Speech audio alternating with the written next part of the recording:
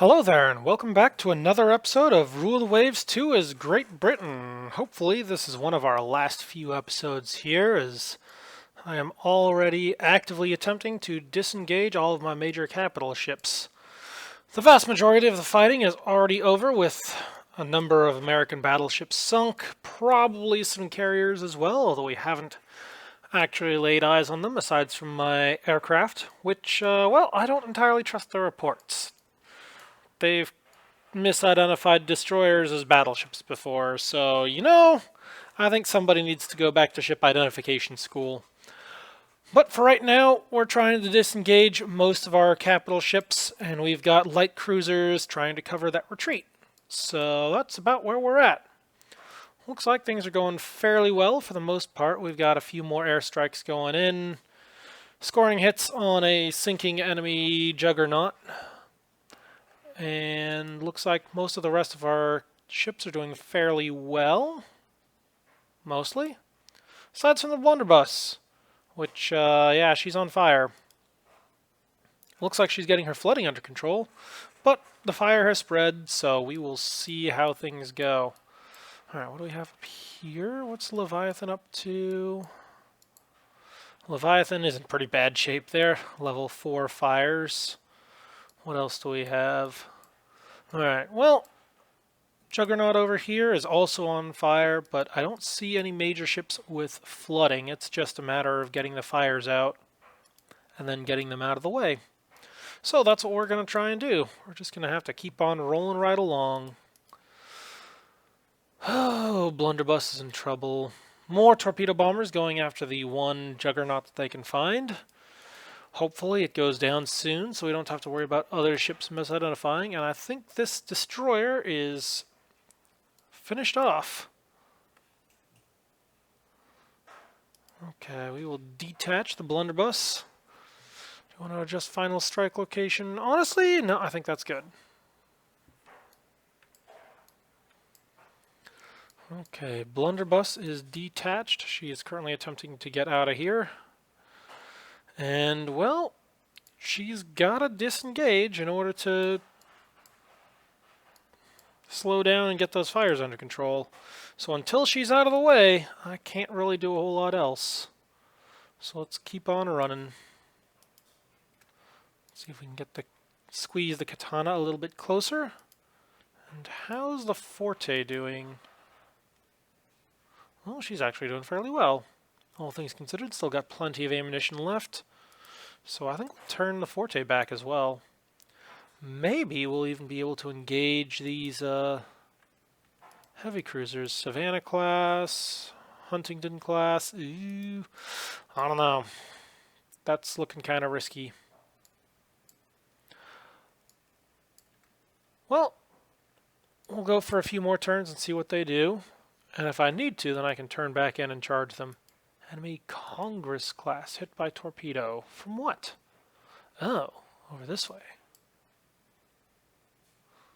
Was that what? The Mohawk, I guess? Launch torpedoes? That looks about right. There's more cruisers up this way. Diana has less than 50% ammunition, or less than 20% ammunition. Whew! She is just absolutely chewing through that stuff. In very good shape, though. Pioneer is down one turret. Other than that, ammunition is looking pretty good. Keep going. At this point, it is just a matter of, well, I guess we're just trying to run out the clock and see if we can get disengaged. So we'll turn the cruisers to the south around and see what we can do there. What do we have going on up north? I see a couple of Mobile class cruisers. Savannah is definitely going down. Pelorus is still firing at that Congress class. How's her ammunition? Still got plenty of ammunition. I would kind of like her to shift fire to something else, but, well, she doesn't really have a whole lot else to shoot at, so, oh well. Aeolus still has plenty of ammunition, so we can tell her to open fire.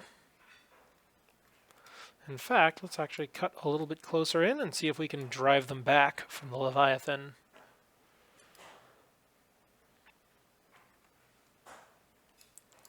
Those are looking okay. It looks like we're getting some good hits there. Do you want to adjust final strike location? Nope, that's fine. Polaris is still firing on the Congress class. I'm going to tell her to hold fire for 10 rounds just to save that ammo because the Congress is already sinking. 3 more dive bombing an enemy battleship. Nice! That's one that we have not finished off yet. Or at least if we have, I don't know for sure, so good news. Alright, we're going to keep on running for now.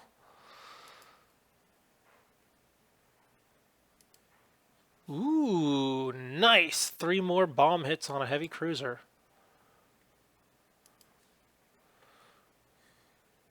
That's the sort of thing we want to see, and that is the sort of thing I don't want to see. Fire spreads on Leviathan. She's up to level 5.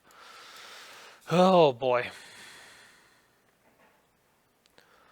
Alright, more air attacks going in. No results from torpedo bombers. Well, hang on, those are glide bombing. Okay. And yep, they are getting some pretty solid hits.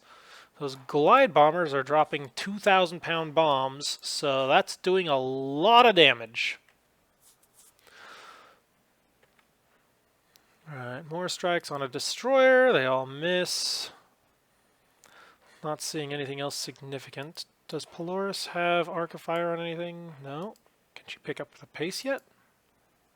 Yes, she can. So we're going to pick up the pace a little bit, see if we can close in on those 2 cruisers.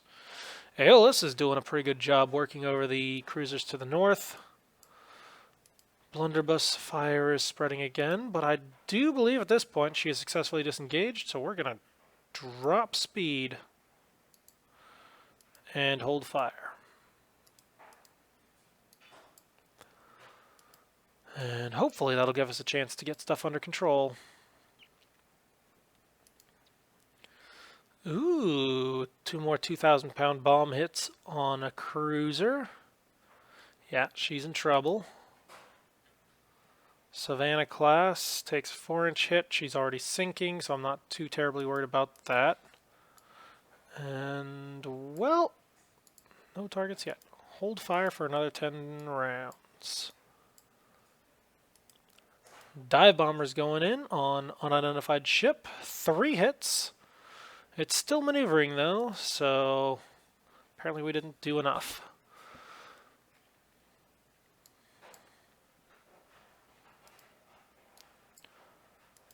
Alright, looks like this group in the south is on the run. That's good. We're going to turn back here and see if we can cover the blunderbuss and our battleships. Because I don't want to get too aggressive here. Ooh, wow! Poor mobile class is getting hammered by the Aeolus. And we have an AMC taking dive bomb hits. Ooh, Juggernaut is getting her fires under control down to level 2. Or sorry, down to level 1. That's good.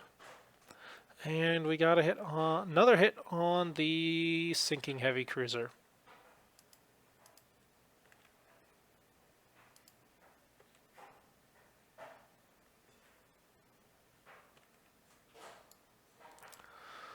Okay, I think it's been long enough. Time for a quick review of our strike capabilities. Well, we got plenty of fighters available on the Glorious, Victorious, Triumphant. Not a whole lot else there. Manticore has a few torpedoes and dive bombers. I'm going to give them a little bit longer to repair and rest up, and then we'll see about sending them out. Still got plenty of torpedoes on the Manticore, so that's good. Alright, Carrier Division 4 is reporting 12 dive bombers and 8 torpedo bombers. Nice. Alright, so we're going to radio those up right now. And then I also see a very good collection of torpedo bombers and dive bombers available. Alright, so you know what? We're going to send all of these out.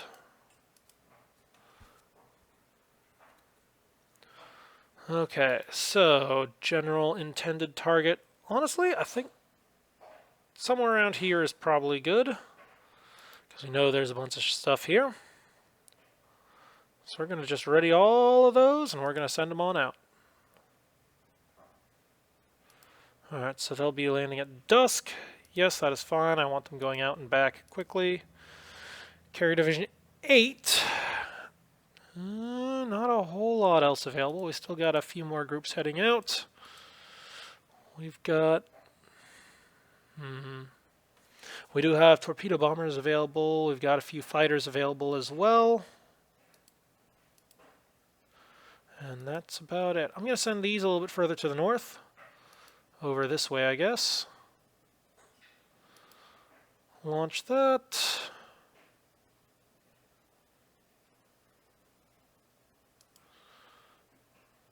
And we'll call that good. Carrier Division 10 also has a decent number. And let's see what we got. Got some torpedo bombers, some dive bombers, and, well, I think that's all that we got. There's not quite enough planes off of the gargoyle to be worth sending. So we're just going to do this. Off you go. Oh, Dragon doesn't have enough torpedoes left. Okay, so we're going to take that, switch that over to heavy, and then we're going to launch. All right, off you go, boys. Good luck. Try not to get in too much trouble. Okay, and the carriers we're going to start sending back this way to try and limit the landing losses we have. All right, do we want to just final strike location? Nope, that's fine. And keep going. It looks like we may actually finally be wrapping this battle up this episode. Alright, Aeolus takes another engine room belt hit that we just bounce right off. Good job. And let's charge on in. See if we can get in close and get our autoloaders in action. How we're doing? A little bit low on ammunition, but overall still doing fine. Let's see if we can get the Polaris a little bit closer as well. How's Leviathan doing? Oh good, down to level 4, that's good. Ooh, splinters in the uptakes. I always hate it when that happens. Not just because of the propulsion hit, but because of the potential risks. Ooh, Blunderbuss's fire is spreading, not good. Alright, we're going to turn the Blunderbuss downwind. See if we can get that under control.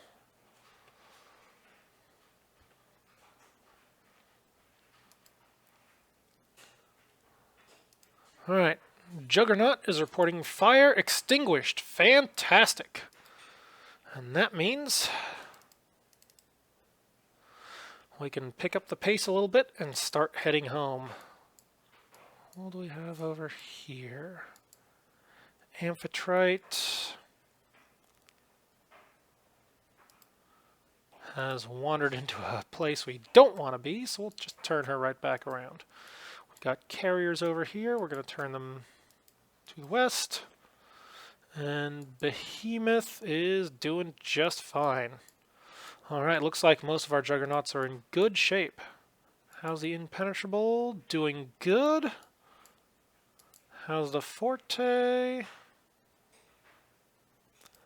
Doing good. In fact, let's actually turn her back towards the fight.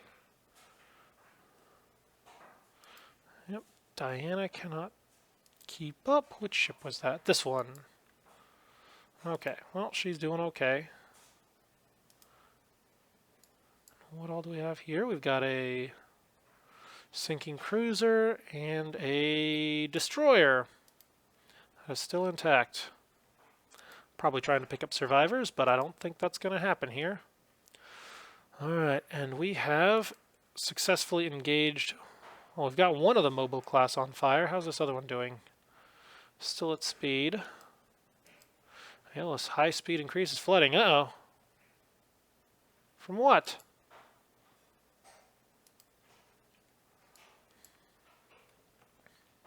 Alright, well, we're going to turn you back in. See what we can do. Dive bombing a destroyer. Nice. Congress class is getting absolutely hammered. Why are you targeting the Congress? Well, at least it's secondaries, not primaries. But I would much rather you be hitting up that Duet class. Okay, anything else? Nothing significant this turn. Oh, wow. Bomb hits on the Huntington class. Lots of them. Let's see. Pioneer limits flooding. Okay, good. Sure, we'll take that. Why are you not targeting the Duets?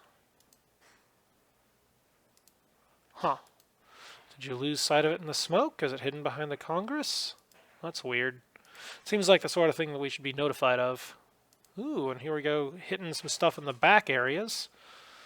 We are still doing damage, and that is good news.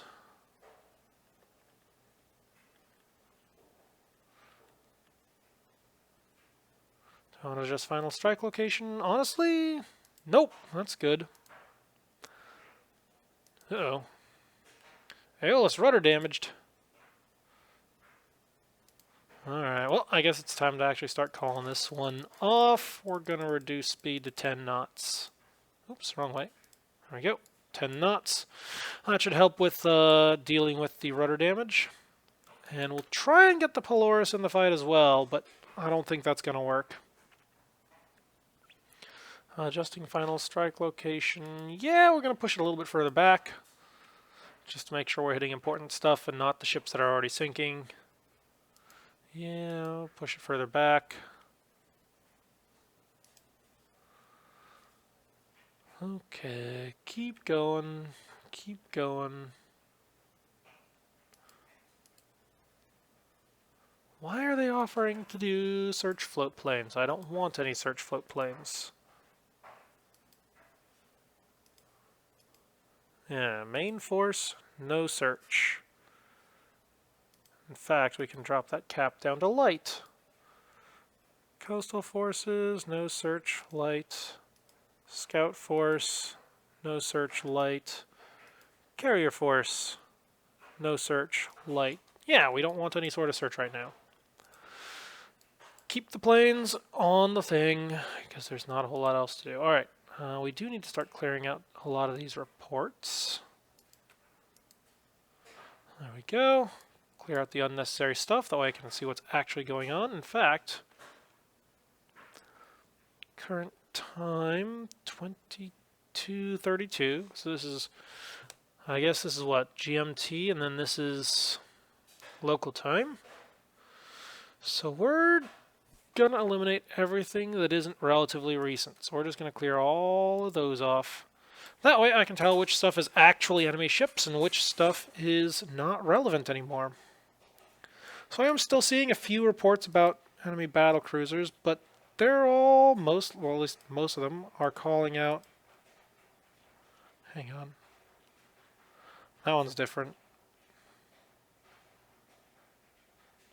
That one's weird. Alright, I'm going to scratch that one because I don't trust it. I'm pretty sure all of those are based on the Congress class here, along with these other two.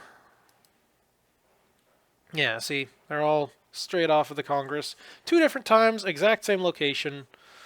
I don't trust those in the slightest.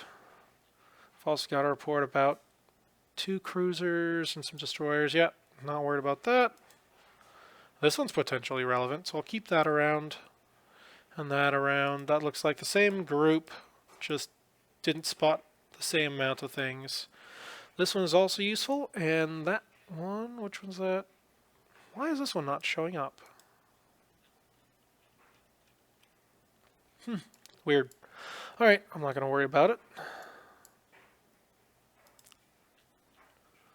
Why is everyone so eager to open fire at the sinking battlecruiser? Hold fire for 10 rounds, and we're going to turn away.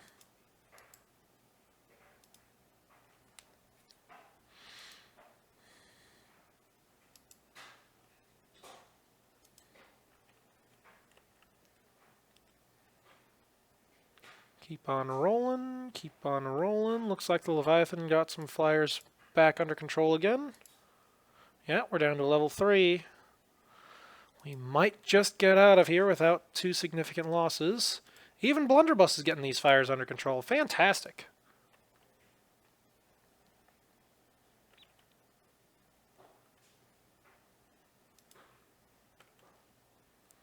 And at this point, the fights are just about broken up. Yep, Leviathan's getting it under control again. Nice, nice, nice. I wish there was a way for us to have one ship assist another. Then I'd pull up some cruisers alongside the Leviathan and help put it out. Same thing with the Blunderbuss. I have plenty of other ships available, and that is definitely a thing that happened in the real World War II. There's photos of it. Alright, do we want to adjust positions? Yes, we're going to push them a little bit further back.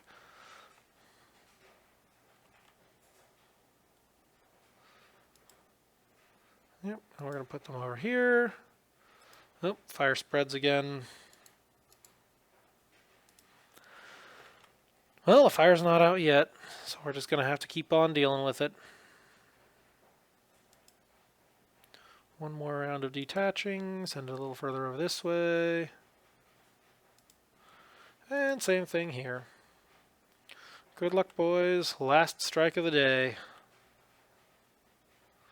Hold on, hold on. Thetis is launching torpedoes against what? Oh! There's an enemy destroyer. Good luck, boys. Go get him. Oh, Aeolus rudder repaired. Hang on, here we go. Oh man, she's fired off so much ammunition. Okay, I think we're just about ready to start turning these guys back. Alright, that mobile... well, we're going to finish off that mobile class, and then we'll worry about turning back. So we'll just run all these guys past that mobile class, and then we'll turn them back and see if we can reform formations. How's Calliope doing? Doing just fine. Oh, looks like she can pick up her pace now.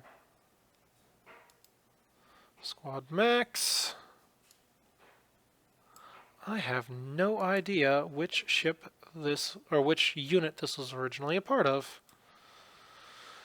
So we're just gonna pick up our speed and send her to the south. See if we can get a few more shots on that Cummins class. Actually, yeah, there's something over here that I would love to run into.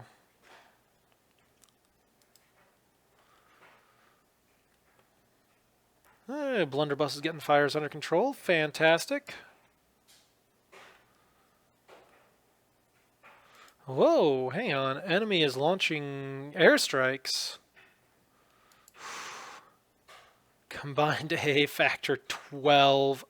Oh no. We are significantly reduced over what we normally are. Oh god. Half of our secondaries on one side, none on the other. No wonder she's so bad. Yeah, that ain't good. Oh no, and we got a fire started.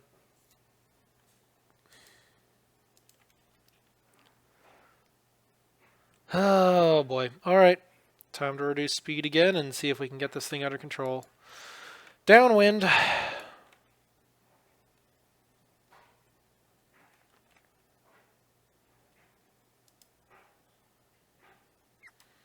Well, at least they're not under strikes anymore. Oh god, that's a lot of flooding too. What all did we get hit? That wasn't even anything significant. That was a secondary battery. Fire started, sure, but where did the flooding come from? That is weird.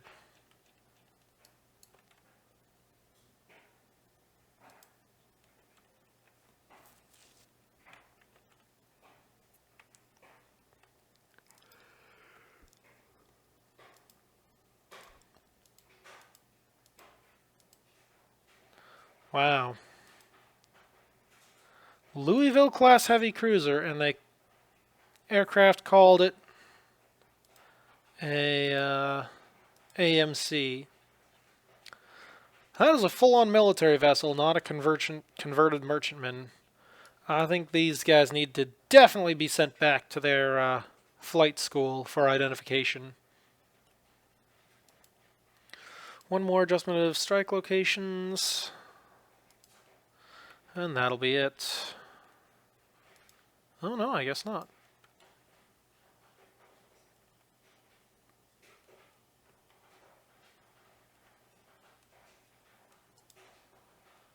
Send this group further south.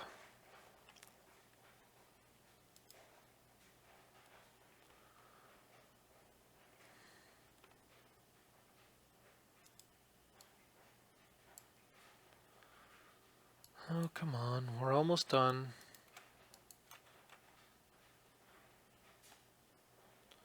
Alright, Blunderbuss's fire is extinguished. Still got flooding. But we can at least turn her around and start heading her back to port now. Let's see, how's Leviathan doing? Still a level 3. Oh.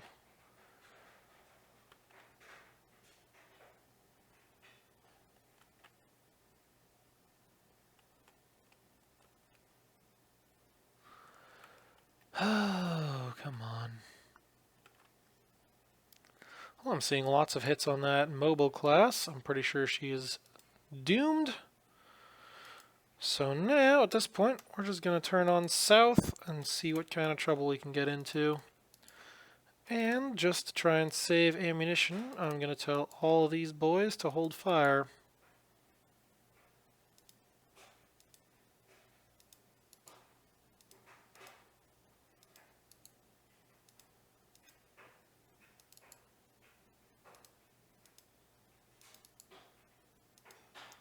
We can also stop pumping out smoke. That is not necessary anymore.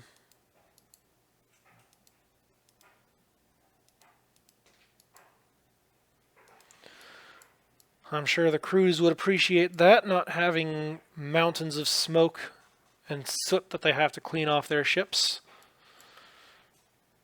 At least no more than what we've already put on there.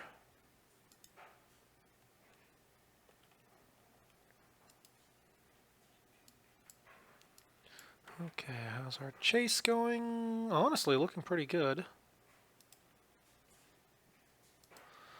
Oh no, Juggernaut fire spreads again. Alright, we're reducing speed more. Down to 2 knots. How's our flooding going? Still level 50. Not good.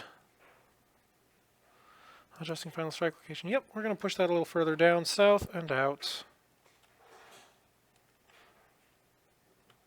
And we're just going to have to hope it's good enough. Oh no, they're both spreading. This could be the end. Dive bombing enemy battleship, good.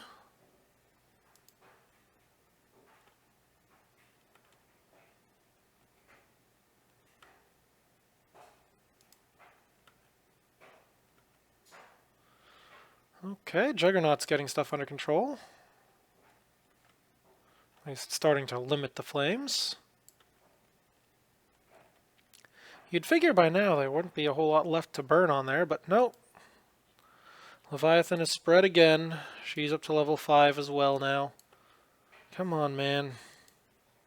Get this thing under control.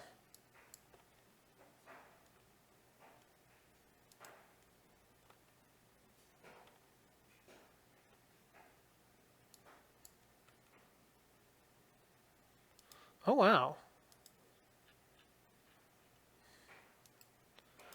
Air striking torpedo, and it looks like we've got destroyers around. What are these guys doing?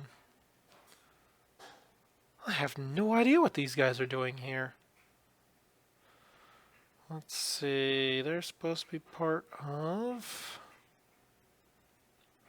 Yeah, I have no idea what these guys are doing. They are not in any sort of place that they should be. I am going to keep them around, just in case, because you never know.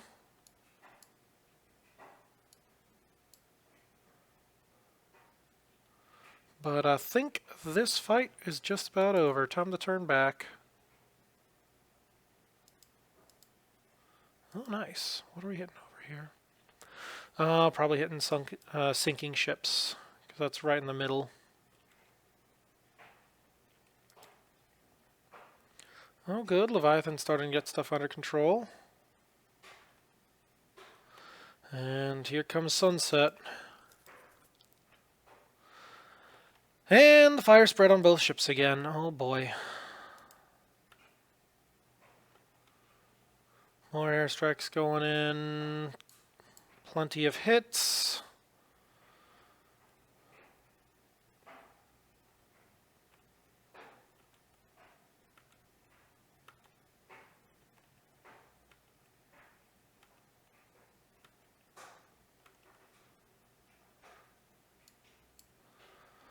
Okay, time to clear out any unnecessary reports. So we're going to grab all these. Bam! Gone. In fact, I don't want any of these reports. That way I can clearly see what all is what. Alright, so there's one ship over here, and now it's up to the radar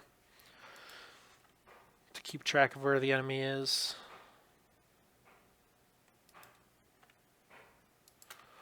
Alright, and we're just going to start gathering stuff up.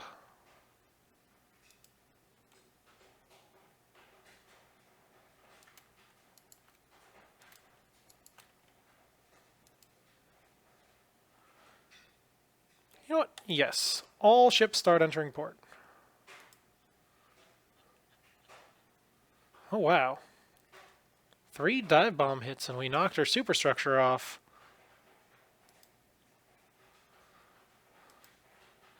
And 2 more dive bomb hits too? Oh boy, she's not in good shape. She is not doing well at all.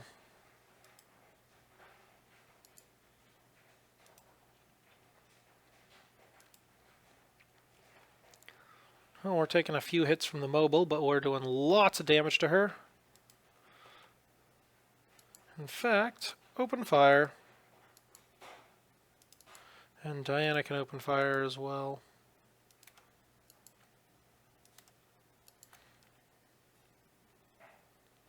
Ooh, Pioneer gets salt water in the feed tanks. Calliope is avoiding torpedoes. What? From where? Oh, did the mobile launch? Well, she does have launchers on there, so she very well might have. All things considered, looking good. At least for us, not so good for that mobile. Why is Katana still laying smoke? You do not need to be laying smoke. I think at this point we can start putting some of these ships back on AI control, just so I don't have to worry about them anymore.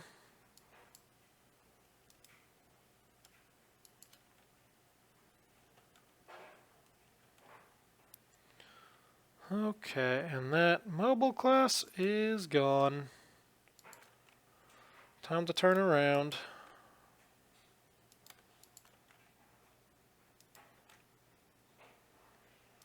In fact, we're going to start reducing everyone to cruising speed.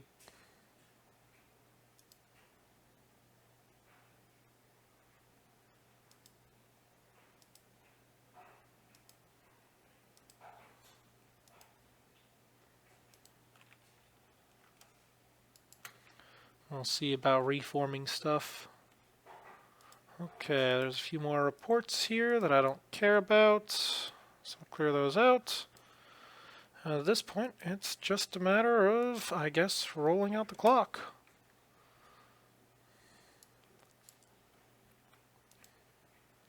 Well, Juggernaut is bringing fires under control. Leviathan is starting to bring fires under control. Oh, hang on.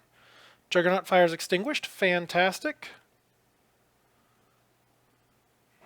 And that means Juggernaut can pick up the pace to 6 knot. Well, hang on. How's she doing overall? Okay, still got some flooding, but the fires are officially extinguished. So, 6 knots and homeward bound. What do we have here? Camper Downs heading in. Rodney. We'll turn her in as well. It's the only way to be safe. Zoom in just to make sure. Alright, what do we have here? Behemoth is on course. Carriers, we still need... We're going to suffer some losses due to this, but that is what it is. Impenetrable is well on her way. Juggernaut has speed orders and direction. Blunderbuss is... Well, she's still got flooding, so we got to keep going. Alright, well, at this point, it's... Oh, wow, we got a hit. We actually got a hit on something. And they're claiming it was a battleship, too.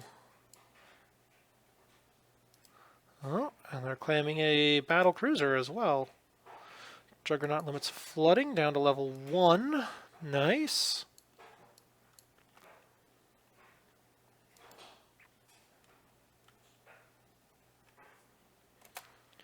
Alright, now it's just a matter of keeping the roll going.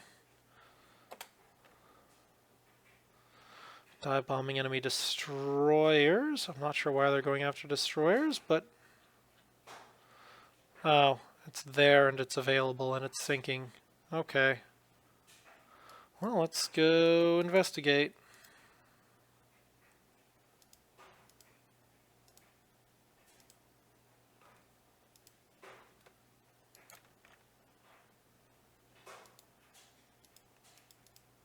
And of course, the moment I take manual control, they all report.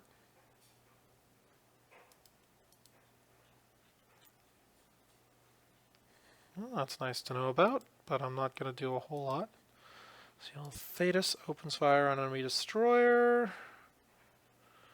Well, here's hoping the rest of these guys get in close as well.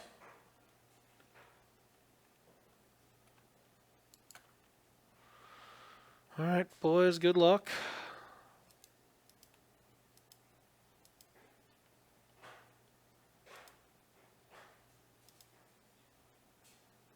And of course the one destroyer.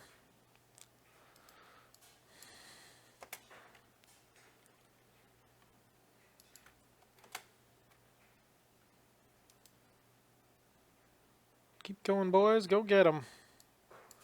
Leviathan fire reduced, good. Good, good, good.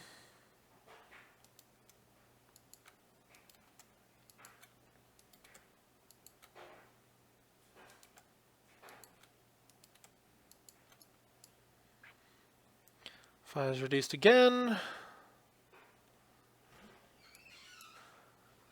And there's a couple of ships over this way. Whatever they are, send the destroyers to investigate. That is kind of what their job is. And Leviathan is fires extinguished. Nice. And that means we can finally turn her back towards home. Alright, pick up the speed to 6 knots.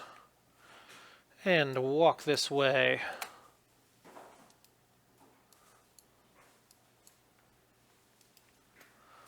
Alright, game pace is set. And here we go. All major capital ships are good. And we're just chasing off whatever those 2 radar contacts are. I'll bet that was enemy destroyers trying to pick up survivors and... Yep, let's have everyone enter port. In fact, we'll even turn the carriers back towards port as well. Whoa. Behemoth avoiding torpedoes. I knew there was a submarine in the area. That was close. Alright, we're going to have to see if we can get some destroyers over to hunt that down. Those are light cruisers. Here we go, destroyers. We want them right over here, and we'll sail that way at 20 knots. How are these guys doing? Still chasing quite effectively. I don't know what that is, so we'll chase her down.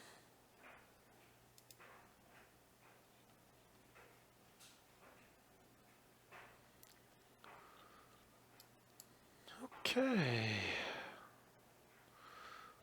Well, looks like everything has ceased fire. What are you guys doing? You guys are heading entirely the wrong direction.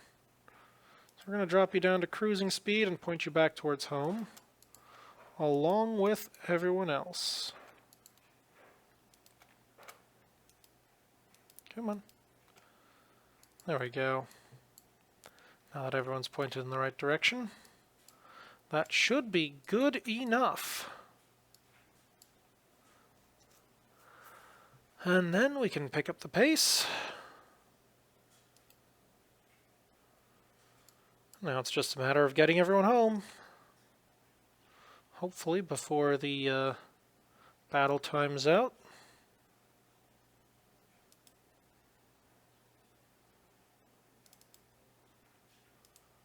There we go. Apollo has spotted the submarine. Okay.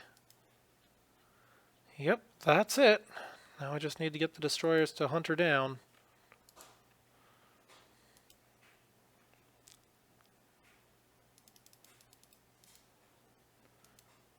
So we're going to take... You know what? We'll go with a line abreast formation. And we're just going to patrol back and forth here.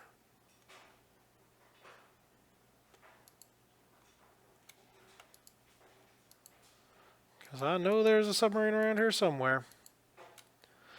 And, well, there we go. That's time. No opposing ships are in sight, and the scenario length is reached. Game over. All right, let's see what we got. Oh, neat. Our submarine has torpedoed an enemy carrier. And they did not manage the same on us. Alright, so what is the results? Oh, man, that did not go well for the Americans. This was very heavily in our favor, but we did lose one battleship and one battlecruiser of our own, along with a cruiser and a destroyer. Ouch. Alright, let's see what all we actually had. Okay, so, yep. That was the Humongulus, was the battleship we lost. And she went down with basically negligible damage and fires out of control.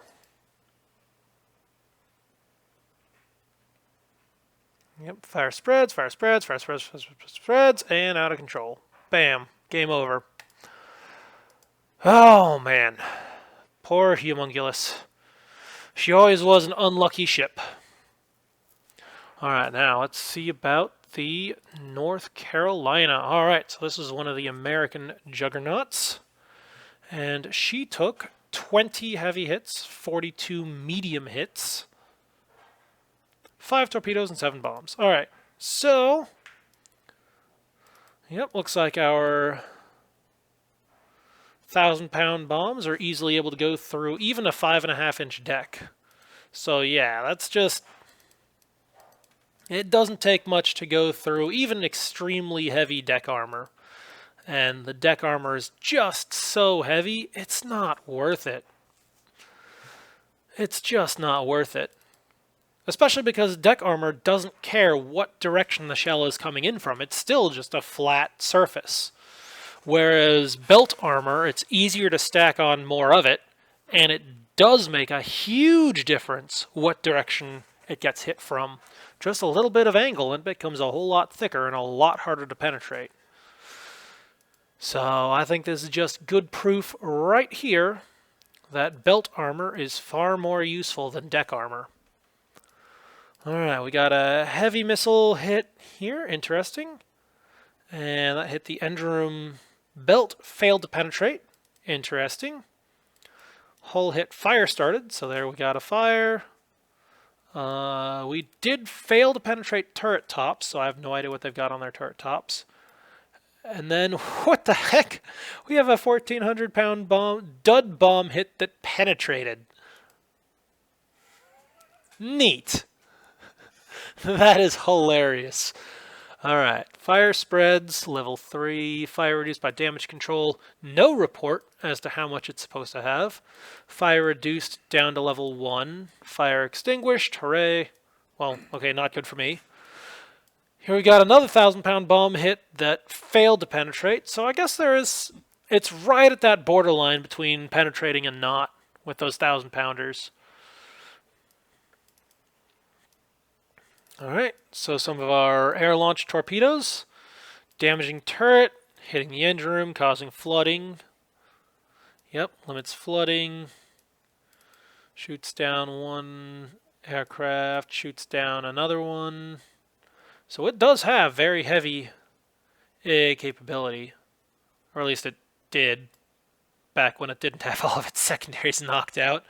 All right, let's see what else we've got down this way. Now we start getting into the thing. 16-inch diving shell hull hit. Okay, interesting. So I guess we were using those. Turret V hit. Failed to penetrate. I was at 15,000 yards against a 17-inch armor. Yeah, okay, that's legitimate. Heavy missile belt extended, starts a fire. That was from the Mars. Good shooting. Good shooting. 17-inch hit. Punches right through. Interesting. 17-inch hull hit on the deck. Well, okay, we're at 12,000 yards, so that fails to go through. Makes sense. Not good odds of hitting the deck at that range, but it is a non-zero probability, so yeah, fair enough. All right, fire spreads. Yep, belt penetrating. At that range, we should be going through it like butter. At least as long as it's a proper square hit. Superstructure hit. Near misses. Engine room hits. Failed to penetrate. Fire is reduced. Finally detached. Torpedo critical hit, causing lots of flooding. Nice. Fire extinguished. A little disappointed by that. And then we get cruisers going in. Bardiche, Persephone. And then we get like so many small caliber hits. And then it's just... Okay, so it was sinking at 1703. Next major hit was at 1853. So that was well over an hour later. That was almost 2 hours later that we got our next major thing. So it took a long time to sink. 1953 was our last reported event, and it still doesn't say when the thing actually sank. So, wow. Okay, Virginia. Yep, lots and lots of medium hits. So I do believe this is when we charged in. This is the one that we got with our light cruisers. Yeah, look at this. We went charging right on in. 4-inch hits, 6-inch hits. This was those autoloaders going to town. Absolute devastation. So here we have, in 1 minute, we have near miss, 4.5 hull hit, turret hit, no damage. Superstructure hit, fire spread. Superstructure splinters damage hull. Engine hit, no damage. Superstructure hit, damaged. Turret hit, nothing. Hull hit, turret hit, nothing. Superstructure hit, belt extended, damage. 4.5 hull hit, damage. That's a lot of damage from a single turn. And that was 6-inch and 4-inch secondaries. And it just doesn't stop. Sure, we weren't punching armor, but we were setting fires, we were knocking stuff out, we were causing structural damage and flooding. And that really did the trick. Oh, here we go. Critical hit, electric power disabled. More superstructure hits. Yeah, and that just, under that level of pounding, they didn't stand a whole lot of chance. They just couldn't do it. And, well, of course, well after they initially made the announcement to abandon, we just kept on going. And it got absolutely shattered by that. So yeah, that just goes to show you, you don't need a big gun in order to sink a big ship. It just helps. Alright, Inconsiderable. This poor fellow took a diving shell magazine hit from an enemy heavy cruiser. That's embarrassing. But I guess it was doing what it was designed to do, so okay. Alright, I'm actually kind of curious about these heavy cruisers, because they're the ones that took missile hits. Okay, not this one. This one took a lot of shell hits. But I know the heavy cruisers did take a lot of missile hits in general, so that's what I really want to see here. No, nothing there. Okay, heavy missile secondary battery hit, nothing significant there.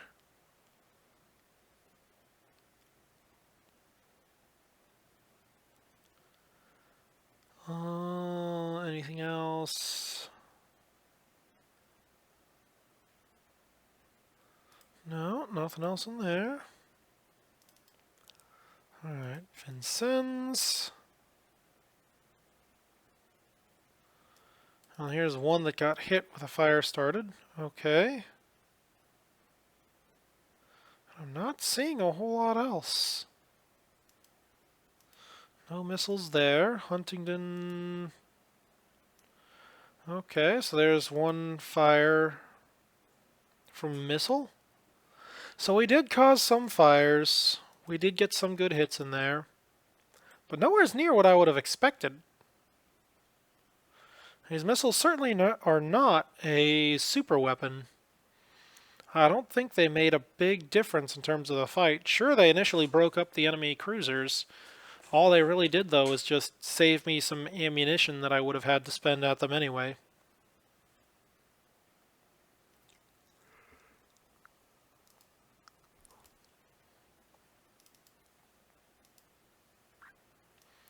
Okay, here we go. Yep, heavy missile, fire started, another fire started. Okay, this guy definitely had some trouble with fires from missiles. But that certainly didn't finish it. She was still well in the fight. Dodging air attacks, taking bomb hits, taking 5-inch secondary hits. She was still going even after the... Oh, here we go. Heavy missile. Turret B hit. And it failed to go through.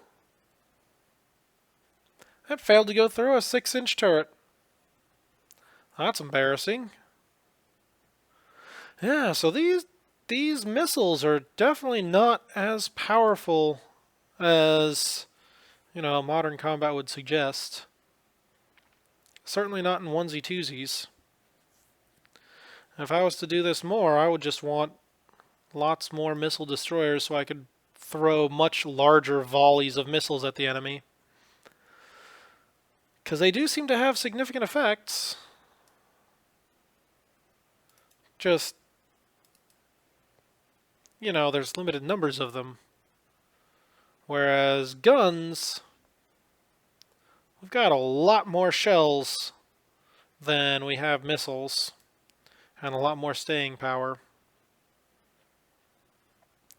Alright, let's see about some of these other ones. So we also had the Virginia. No, we already looked at that. Kearsarge, that was one of the Congress class. Lots and lots of hits. Lots of 17 and 16-inch hits. I'm seeing it mostly penetrating.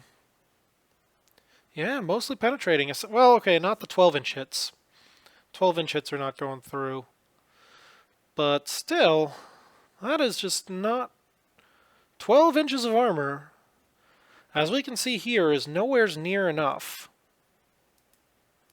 Certainly not on modern battleships when facing off against big guns.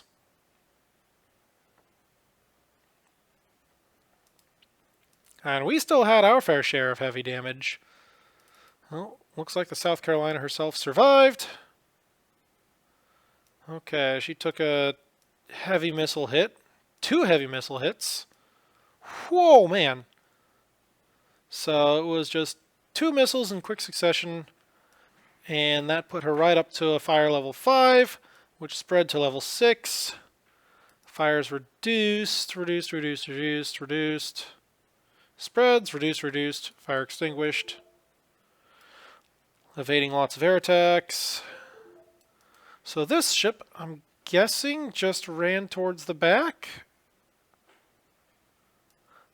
I mean, she did get in the fights. Took some torpedo hits, scored some hits on the Collingwood.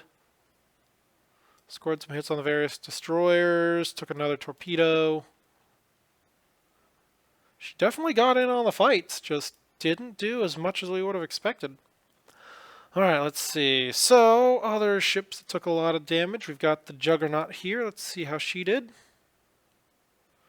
Alright. Dodging air attacks, looking good. Yeah, see, we still have no problem bouncing deck hits at extreme range. That was a 26,000 yard hit on the deck. And it just bounced right off.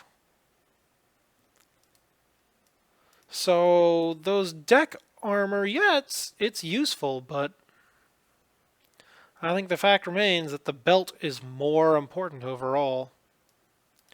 Yep, here we've got another one that just bounces right off. Another 16-inch shell fails to penetrate. 10-inch turret top fails to go through. 16-inch. Okay, that's a pretty square hit, so yep, that should go through. 16-inch secondary hit.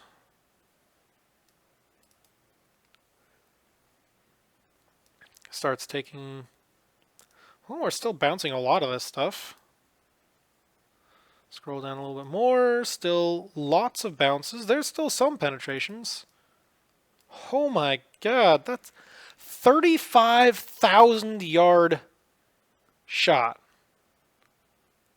The Arizona scored a hit at 35,000 yards. Deck penetrated.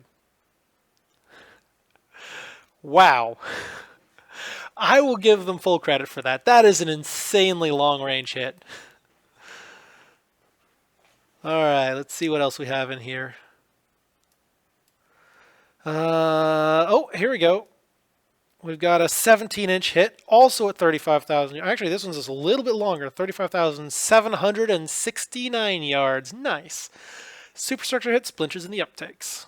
So we're getting some ridiculously long-range shots here on the enemy. Or, well, okay, they were shooting at us. But, yeah, they were getting some... That is some insanely long-range shots. Why aren't my guys shooting that far? I'm very disappointed. Alright, and there's fighting the fires, fighting the fires. Alright, so that was that. Let's see what other stuff we have here. Leviathan took a decent number of heavy hits, so we'll take a quick check through that. Air attacks, mostly 20,000 yards, not a whole lot of damage there. Superstructure, belt extended, hull hit, belt penetrated. Pass-throughs. Okay, so the armor was still protecting the stuff that needs to be protected. But we're taking a lot of damage from stuff that isn't protected by the armor. So that is, excuse me, that is a significant consideration there. Alright, so as we keep scrolling down, we see nothing else, really. There's the fires. There's the fires, and done. Did we get any long-range hits on them? I totally forgot to check the range of some of those hits. Alright, so we had... Let's see, here we go. Kearsarge took a lot of heavy hits. 20,000 yards, 17,000 yards.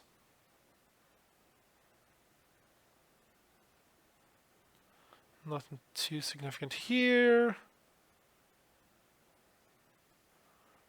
And all this stuff is pretty short-ranged.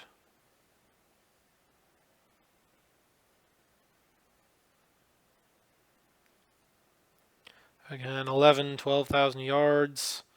Yep, nothing significant in there. Oh wow, Ohio got sunk with almost no damage. Wow, what happened here? Alright, air attacks, lots and lots of air attacks. Turret hit, negligible, more air attacks. 1, 2, 3 torpedo hits. And that was it.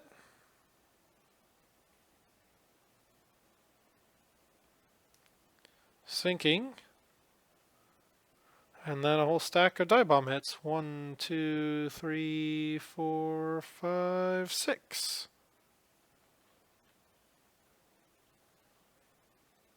7. And I have no idea where that last torpedo was. Oh, here we go. Torpedo turret destroyed. Okay. So that was one of the older capital ships. Big, but slow. Alright, then we have the Texas, another Ohio class. Looks like similar stuff. Mostly airdrop torpedo hits, and that seems to be all. Okay. United States. Well, that one took a lot of damage. 99 heavy hits, 132 mediums. Alright, let's see what we got in here. Not seeing any missiles yet. Got some hits at 22,000. 2 adjacent turrets damaged, nice. 17-inch guns open up now. Nuts, fire extinguished.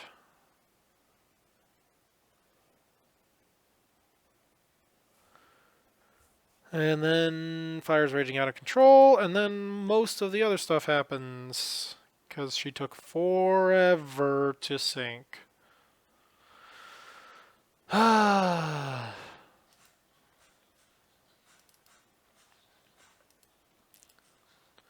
Princeton fires from a missile, another fires from a missile, but they actually got that under control pretty well. That was very fast. Fire spreads, fire spreads. Still fighting. And then they start taking flooding, apparently. Oh yeah, torpedo from Chelmer and Foxhound, yep. I remember that. We charged in and torpedoed them. And they just couldn't get it under control. Throw in the flooding on top, and yep. Game over. Congress also seemed to take a lot of damage. 100 medium hits, wow. That is a lot. Plenty of hits at the 23,000 yard range, down to 19,000, 15,000. Not seeing any missiles. Alright.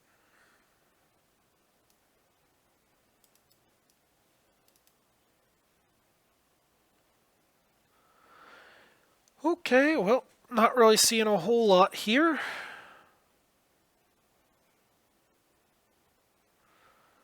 Lots of small caliber stuff from the various cruisers passing by. So this must have been the last of the Congress class that was just hanging out in the middle and slowly sinking. There's Arizona.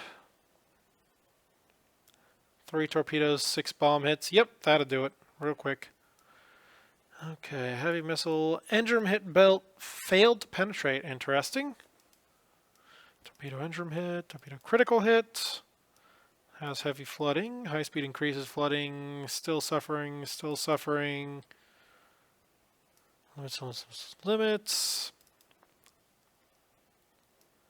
2,000-pound bomb hits that fail to penetrate 5 inches of deck.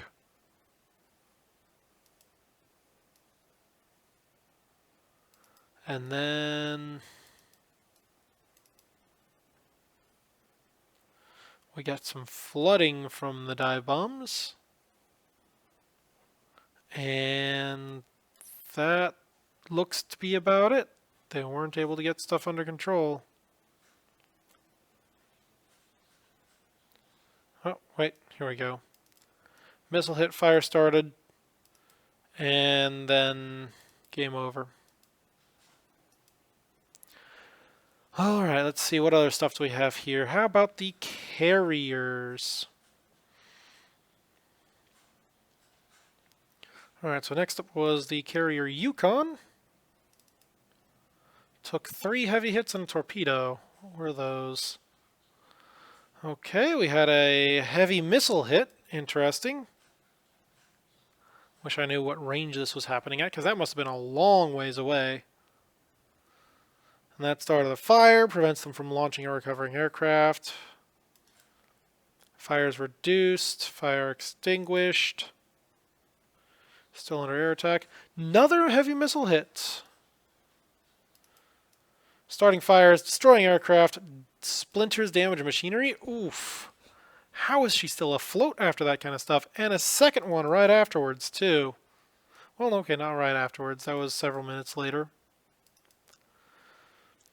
Well, they did manage to get the flooding limited. Still fighting the fires, and then extinguishes right at the end. Okay, we'll give them credit. This Savannah class, Philadelphia. Anything in here?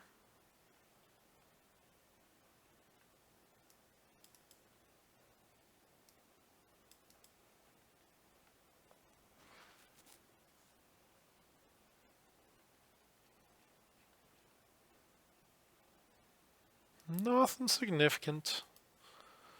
Okay, Battleship Rodney was just fine. 2 more cruisers, not concerned about those.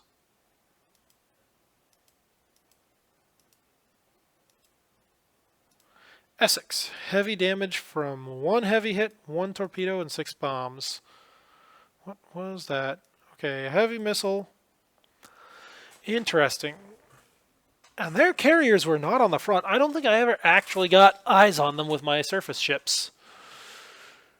It was all just reports, and maybe a destroyer spotted one, but if so, that was it. But we were still hitting them with heavy missiles. So I think if they miss their initial target, they might just keep on going until they find something else. Because we were seeing, all throughout this battle, we were seeing hits well onto the other side and well beyond my own radar range, which was quite unexpected. So that just goes to show heavy missiles have a much longer range than what our detection capability is. So yeah, very interesting stuff. Again, I stand by my overall statement that the missile operations interface is not developed. And I don't think it's going to really happen until the developer finishes working on carrier stuff, calls it good, and then starts working on Rule of Waves 3. So I strongly suspect the missile era combat isn't really going to be a thing until we get to Rule of Waves 3. Which would be very cool. I can't wait for that game. But he's also got to work on trying to expedite gameplay for carrier stuff, because it is a very complicated topic, and it still ain't quite right. Alright. Plenty of bomb hits. Yeah, this carrier was out of action pretty much the entire time, and she also lost a lot of aircraft on deck. Alright, Honolulu also reporting heavy damage from 2 torpedoes and 1 bomb. That was enough to put her on heavy damage. Wow. So ultimately, I think we got very, very lucky that we got away. Let's see, because they didn't lose a single carrier. We did lots of damage to their carriers, but we weren't able to sink any. But we did flatten their capital ship fleet, so we'll call that good enough. Carrier Chester. Lots of enemy destroyers flattened. Oh my. Alright, well, I have severely overshot my time here. So I think we're going to have to call things to a close here. We're going to close that real quick. Actually, let's take a look through the air details.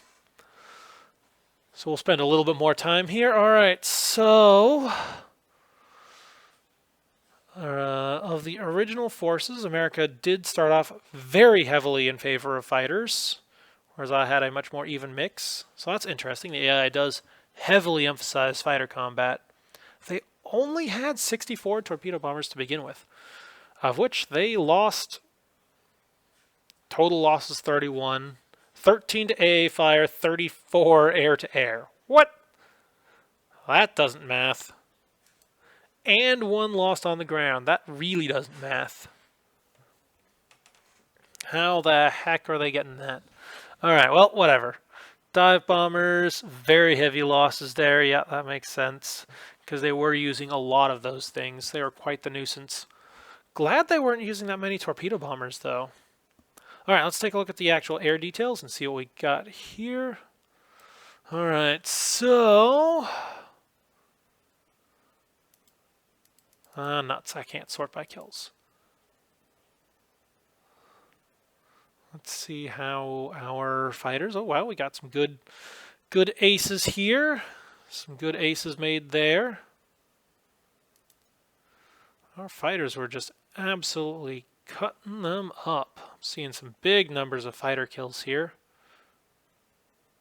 And that was all on our side. The Americans had some, but... Oh, here we go. Yeah, they did have a few decent numbers. This group had 10 kills. It's pretty good.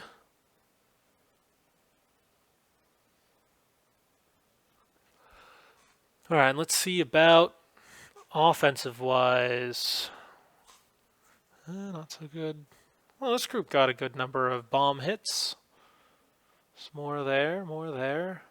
Oh, wow. 17 bomb hits from this group, the Gargoyle. 5314 Squadron. 16 from the Dragons dive bombers. 16 from one group, 13 from another. Oh, wow. 21 hits from the Manticore's dive bombing squadron. And those are an older group, too. The Bolton Paul Bisleys.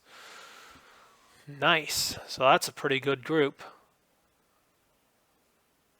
And they didn't even lose all that many either. That is impressive. Only one total loss. Well, that'll explain why they were able to get so many hits. They were sending so many flights out.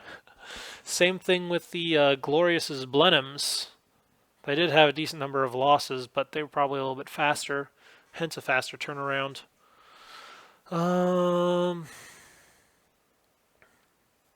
No big groups of torpedo hits. So I think that's because we were running into torpedo strike limitations, and they were just good at evading. And then the Americans, well, they didn't seem to go too well for them.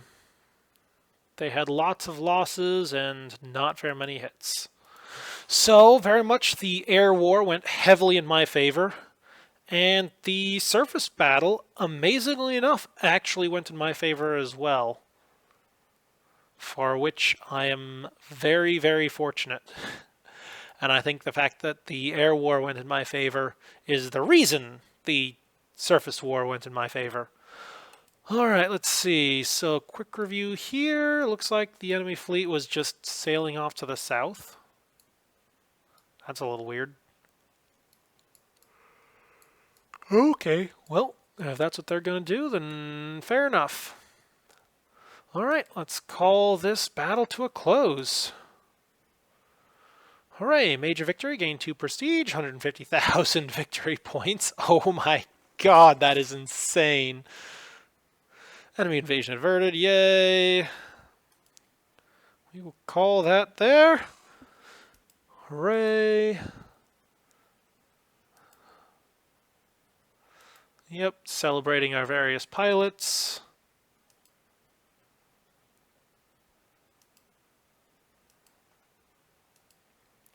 Lots and lots of good groups. What? Baloney. Alright.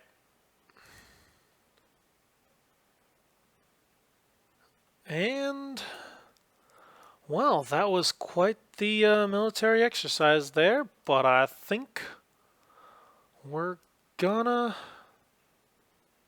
close things up here. So, yeah, that's about where we're at. I am going to... Hold just a second, let me check something real quick.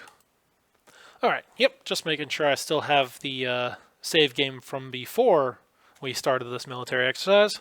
And yeah, I think it is time to call this series to a close. I may still do a few more episodes with this save game, just doing some tests and experiments to check and see how certain aspects work and to try out probably some heavy cruiser designs of various sorts. But that will all be not in the official timeline. I think it is time for me to resign this and call it good. It was a very nice military exercise, America, but you've got a lot to learn about how missile combat works and how to organize your fleets. Until next time, we are resigning. Yep, there we go. All right. So, here we go. A grand summary of the British Navy from 1900 to 1955. So here we go. Here's my prestige. This little line right here goes up and up and up and up and up. Then it's kind of pegs high at 60. And, well, it can't go a whole lot more longer than that. So we've got some major war, some early wars here. Against Russia, 1903. We only had one minor battle, give Nymph Bank. We had a whole bunch of conflicts against... Oh, let's see. Wow, there's... Can I expand this at all? Because it looks like there's more stuff going on here than what I would expect.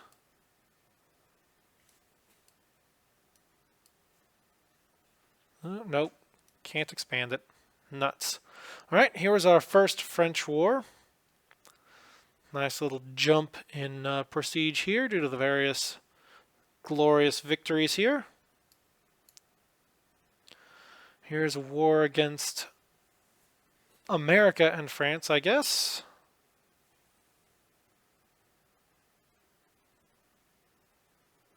And this was a real short fight, if I remember correctly. Here's a war against Japan, I guess? Why it's showing a French flag, I have no idea. Another round against Russia. That one was pretty short. Got us a bunch more prestige, hooray. And then we got into another big war against America. And this was, yeah, right in the 1925-26 area. This is right about the time that the Iron Dukes were coming out. And that was some really great fights there. That was a lot of fun. Alright, so we crank things up to the 1920-1950 time frame, and yep, there it is. Lots of good stuff down here, fighting in the Caribbean. We have a war with Germany and America. That was very short. Multiple fights at Penobscot Bay. War against Germany. Lots of stuff here. Let's see. Convoy battle, cruiser battle. Battle of Great Yarmouth, Helgoland Bight, night battles. Was this when we started getting radar? No, I don't think so. And we have Yarmouth, Hartlepool, major battles. Oh wow, actually hang on, this is the second battle of Great Yarmouth. So, okay, here we go.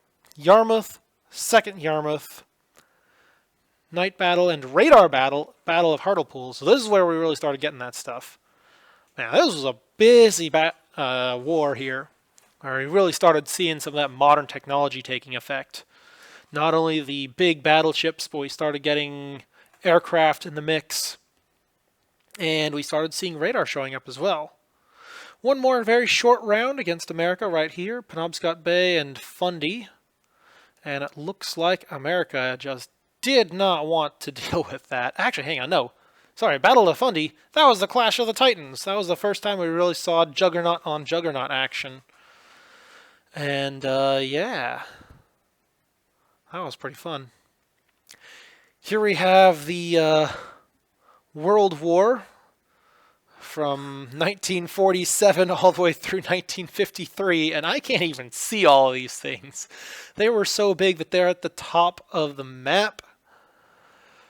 Oh, wow. And then here we go right up to 1955 with that last major battle there. All right, let's see about fleet tonnage. Here we go. Looking at, once again, scrolling through here, 1900. We started off in the lead. Oof, big die-off there. I guess that's when we were... Hang on, was that from mothballing? That must be from mothballing, because that was right at the end of the war. And it looks like every single time it's right there at the end. We get new construction, building up, building up, building up. Bam! Bunch disappeared. And I'm not sure if that was stuff we sold off or what. This one definitely looks like when we were clearing out our pre-dreads, so that totally makes sense. And probably the last few over here as well. But that is weird. The other interesting thing is that the enemy nations just kept on going up. Doesn't look like they had any significant losses here. Well, and except from the French. The French just did not do well at all. Russia was doing okay. They built up, built up, built up. A little bit of losses here, and then they kept on going up, up, up, up, up, up. And for some reason, they just dropped down here. I have no idea why. That doesn't make any sense to me. Coming back up, and then they lost it all. And it never came back. 1920 to 1950. Yeah, this definitely has to be periods of mothballing. That's the only thing that could make sense. Although I have no idea why it comes back up again afterwards. Oh, is that refits? Oh, that must be rebuilds. Okay, that's what's going on. So these big drops in the end are when we send ships in for rebuilds. And then they're not part of the fleet tonnage. So that's what's going on. All right. And of course, Russia gets hammered into oblivion here. Let's see, what was America? America was purple. Losses. Losses. You can really see when they were having trouble here. More losses. Building back up, getting that massive economy going. Another American war. Bam! There goes all of their juggernauts. And then we go into 1940 to 1965. Still going, still going. And they really have some economy there. They're just taking off way much faster than I can build stuff. At this point, their economy has to have been off the charts. Alright, so speaking of which, let's take a look here. Economy. And yep, they were well beyond what I could do. Alright, so early on, we had a pretty solid lead. They did overtake us slightly up here. So that is interesting. They were able to overtake things. We still had the lead over everyone else, though. 1920 to 1950, and then all of a sudden right there, whoop, whoop, whoop, whoop, whoop, whoop, whoop, and they just really take off. And by the time we get into the 1940s, 1950s, they are well beyond what I can keep up with. And that was it. There was nothing I could do to keep up with that. All right, quick summary of ships lost. All right, let's see. So, Great Britain lost a total of 5 battleships and 8 battlecruisers at war, 2 pre-dreadnoughts. Not bad. Not bad at all. 175 destroyers. Oh, man. 43 light cruisers. Yep, those ships took some pretty significant losses there. I had to use those ships very, very hard. And also 66 corvettes. Oh my god. Yep. 2,632 auxiliaries. How the heck did I lose that many? Oh, hang on. Okay. Auxiliaries, that was the cargo ships. And that was all the stuff that we lost due to submarine attacks and other stuff as well. So, Oh, man. And I will bet that most of those were lost during the World War. All right, let's see. Germany. We didn't fight Germany all that often, but we still managed to sink 14 of their battleships, probably over half of, and 10 of their battle cruisers, probably most of which were during. Well, actually, we did fight 2 significant wars against them, and then we fought the World War. By the time we got to the World War, they didn't even have any battleships left, so most of those battle cruisers were from the World War. And then the battleships were before that. We sank a lot of their carriers, too. Good job, guys. Absolutely flattened their destroyer force. That is a very large number of destroyers that we sank. That is clearly second place for destroyers. That's even more destroyers than we sank for America. Well, that's saying something. Okay, France. Wow, poor France. Poor France. They lost so many heavy cruisers. They really jumped on the heavy cruiser bandwagon a little bit early, before it was really effective. And they also lost 12 pre-dreadnoughts. What the heck was up with that? They should not have messed around with us that early in the game. All right. America, by far the lead for total number of capital ships lost. They have the most battleships. They have more than twice as many battle cruisers lost as any other nation. The largest number of heavy cruisers. Actually, a remarkably small number of carriers. I am impressed. They got away pretty lucky. And, yep, third place for destroyers. That's a pretty solid third place. They almost got second. Good job, guys. Good job. And second place for the number of auxiliaries sunk, too. I think that's because of all the invasion attempts they made. And every single time, we basically annihilated their entire invasion fleet. And that's a good 8 to 12 ships there. And we broke up so many invasions. That was fun. Let's see. Submarines-wise, France had the most total submarines lost. Probably because they weren't spending their money on anything useful, like battleships or battlecruisers.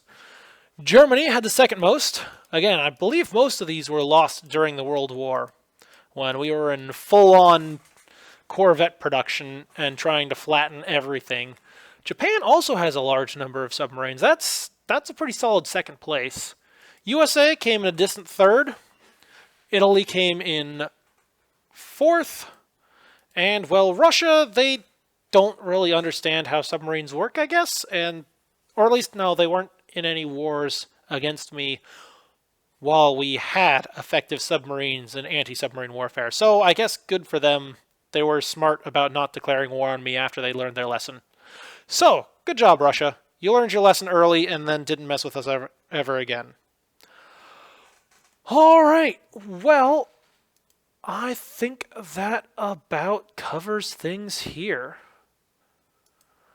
And that is the end of this episode and the end of this game. I think I'm going to take a little bit of time off before I start my next series. This next series is going to be France, probably with a slightly different set of mods, slightly different set of base game setup. I don't think I will be going with limited aircraft development, because that was very annoying. I think that held things up quite a bit. But as for what the other settings are going to be, I have no idea. We'll figure it out when we get there. Until then, this is Katori87, signing off.